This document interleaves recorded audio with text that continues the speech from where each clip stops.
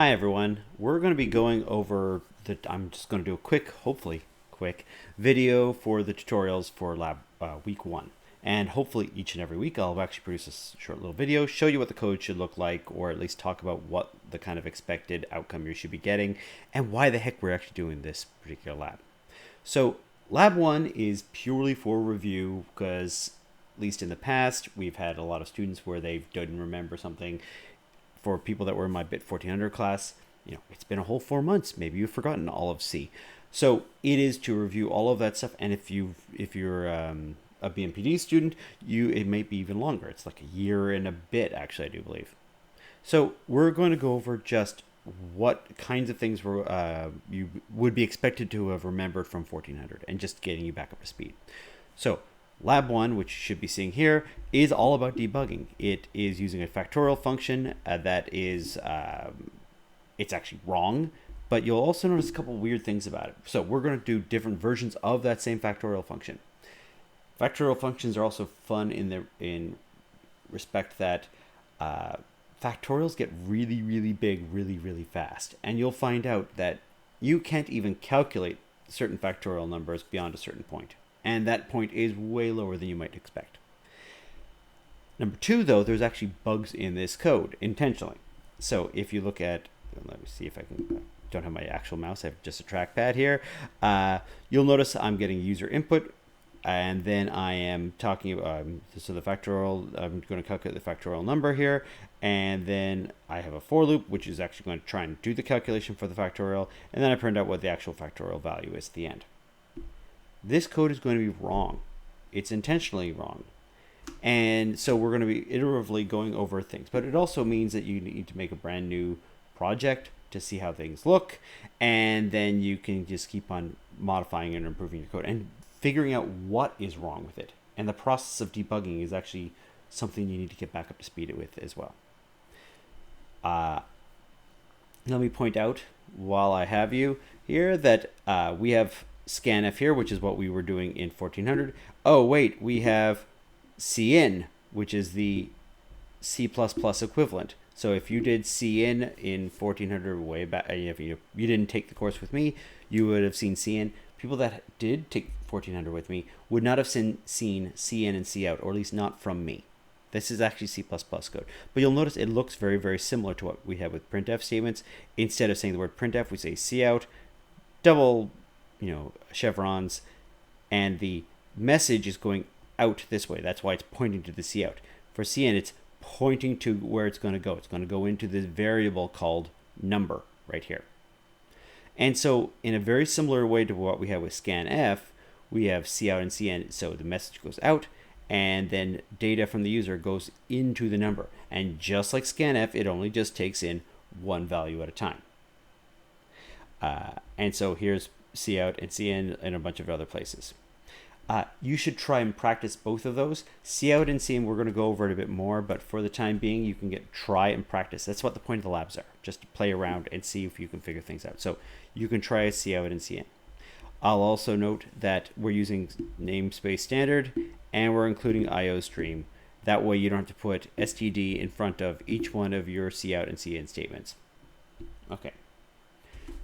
Couple other, so that is, if you're using cout and cin, this is absolutely, this part right here is absolutely necessary.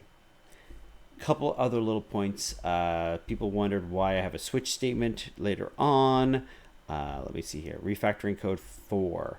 We're going to use the switch statement because we figure out how many numbers we can calculate up to for factorial.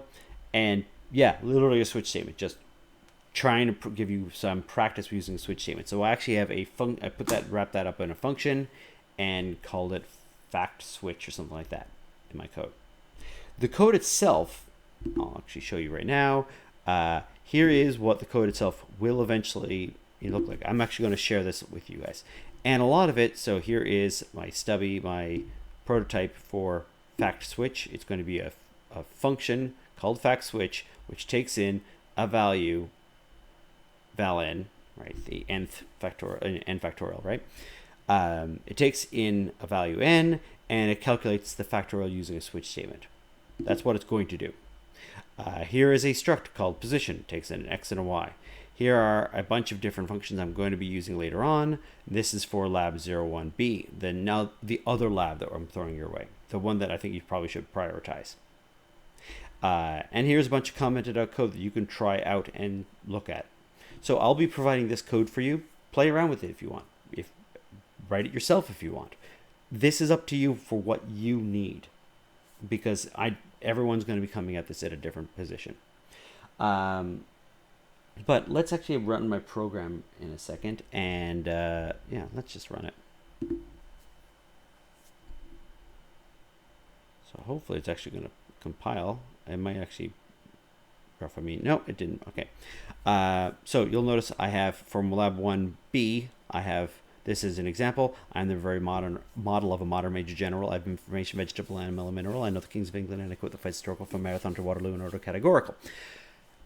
And so this is from Pirates Penzance, the Modern Major General song. Anyways, what we're doing is a find and replace. We're finding all the instances of something, and we're sticking in dumbprof, I think, in there at a particular position in the string. The word, I think that might be the original string. And I find out where the word dumbprof is in the string and what position it is.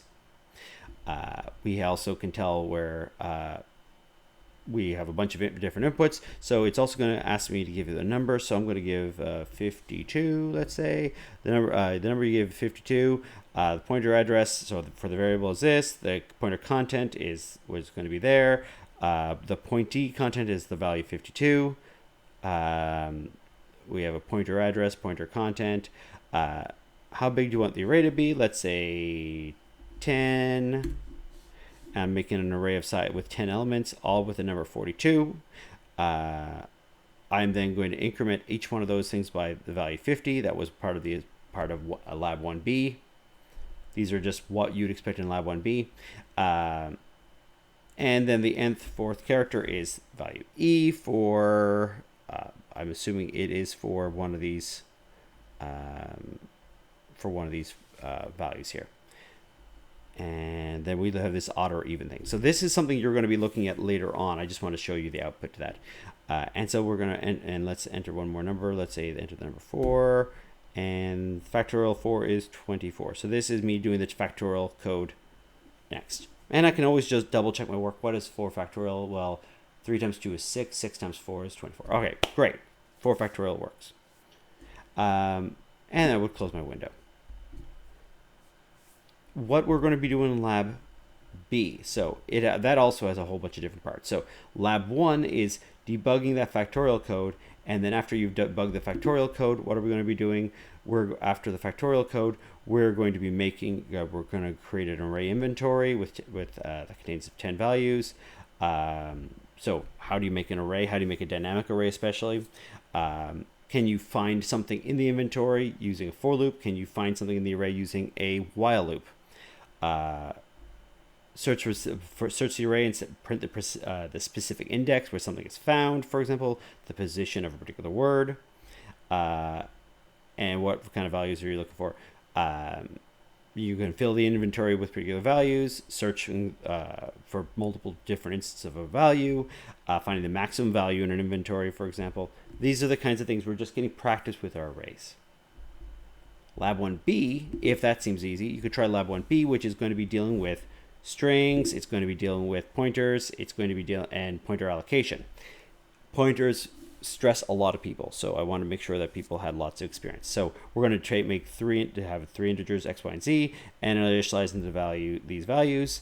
I'm going to create a pointer to that particular integer, and then I'm going to change those values without directly changing the variables. So I'm going to make a pointer to x, y, and z.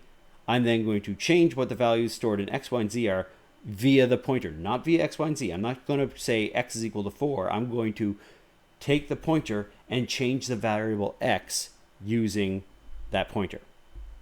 Okay. We're going to deal with memory allocation. We're going to say, can we make a dynamic array of memory? This is a dynamic array of size 1. So not a big array, but you still call either new or you call malloc to make an array of size 1. You're going to point to that array, and then you're going to play around with what the pointer is, what the pointee is, and how you can change things. And then we're going to free up our memory afterwards. So to deallocate our memory, we either use delete or we use free. And this is something useful to get. You can look at the solutions when you need to, but just getting back into the habit of what you did from 1400. And then we're going to look at pointers, how pointers actually work. Array allocation, this, and then we can look at, so how many, if I wanted to make an array, how would I make the array and allocate things into the array, for example, initializing the content of the array, so going element by element through the array, changing things. Printing out the contents of an array, how would I do that? Well, I would need a for loop or a while for loop for an array, is much better. And printing off using cout or printf, printing out each individual element. And we can make pointers to pointers, whether something is odd or even, that sort of thing. Oh, there's the odd or even, where the letter E is in odd or even. And then finally, so we're going to, we can look at strings and file IO later on. And if you really have a lot of time, the Manhattan cab distance, or the, I think it's Manhattan distance. The idea is, if you were in a grid, like Manhattan is actually formed into a grid, right, of little blocks, right? They're not weird angles or anything like that, other than maybe the Flatiron building. If you are in a city grid, you cannot walk through the building, right? You cannot walk across a block. You have to walk around the blocks. And so what you end up getting is this sort of, when you're walking somewhere, you have to do that sort of thing. As a result, what you might expect is their distance between 2 points is not how the crow flies. It's not a straight line. It's this little, you go in the X direction, you go in the Y direction. You go in the X direction, you go in the Y direction. That's called the Manhattan distance. And to calculate the distance, you have to figure out how many positions to the left you have to go, or left or right you have to go. So in the X axis, along the X axis you have to go, and then how many positions in the Y axis you have to go. And as a result, it's different than just calculating the distance between 2 points. It is the difference in X plus the difference in Y. That's actually going to be used later on when we deal with our zombie survival game. The zombie survival game will have a bunch of zombies going. It's all text-based, but it will be you moving a fake character around. It's on command line. It's command line based, but you'll see your little character on a grid, and you'll be able to move a certain distance in either the X or Y axis, and the zombies will all be making a beeline towards you, but they cannot. They'll go like a Manhattan distance. They will do that sort of thing.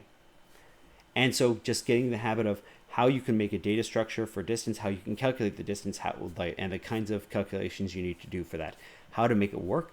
It's actually a lot more convoluted and quirky than you might think. So I have the solution code for that as well, but try this out as well. So what I'm going to do is I'm going to post my solution file that I've already semi-showed you here.